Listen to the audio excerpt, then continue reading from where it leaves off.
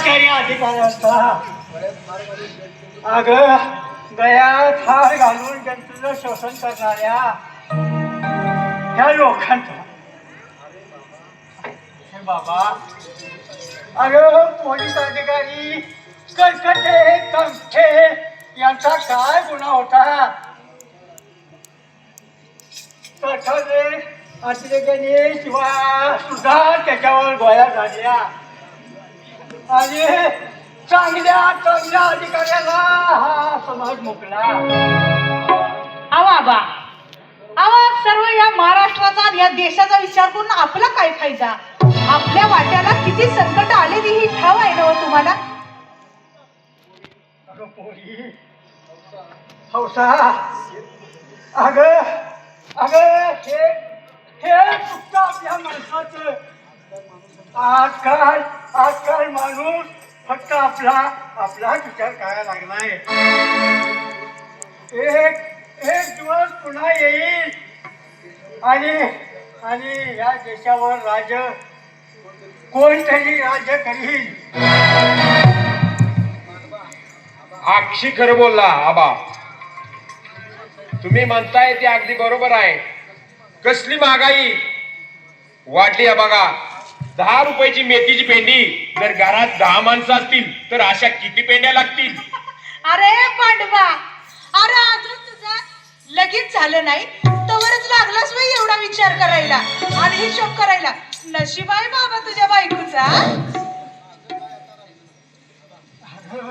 अगं पोरी माझं काय आता राहिलं नाही बघ. पण पोरी माझ्या सत्याचं काय होईल याचीच काळजी लागली बघ. अगं लहानपणी म्हणायचा आबा मला पाठी पेन्सिल द्या असा हट्ट करायचा पोरी. असा हट्ट करायचा आणि म्हणायचा आबा लय शाळा शिकणार. पण पोरी माझ्या ह्या गरीब परिस्थितीमुळं त्याला 4थीच्या वर्गातून शाळा सोडण्यास भाग पडलं. आणि बघ पोरी मीच माझ्या या हातानं त्याच्या हातात उसाचा कोयता दिला पोरी. आणि तोच त्याचा हात आज बंदूक हातात घेऊन रानो माळ भटकतोय ग.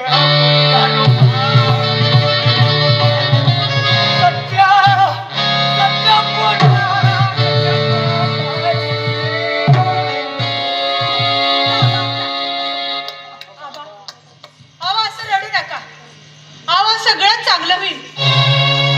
वाल्याचा वाल्मिकी झाला मग सत्याचा सत्यवान का नाही होणार? झाक बोलला बाई बघा. खरंच सांगते सत्याची तुम्ही काळजी करू नका. अगं पण तू बाय माणूस काय म्हणून सांभाळणार? अगं लांडग्याचं कातडं पांघरून बघण्याचा आवडणारी माणसं तुला आणि अशा एकट्या स्त्रीला सुखानं जगू देत नाही पोरी. बाबा त्या शोभाला जन्म देणारी ती सुद्धा एक स्त्रीच होती ना. झाशीची राणी लक्ष्मीबाई ती सुद्धा एक स्त्रीच होती. जिनं चिदीत उडी घेतली ती चित्तोडची महाराणी पद्मावती ती सुद्धा एक स्त्रीच होती. भारताची पहिली पंतप्रधान इंदिरा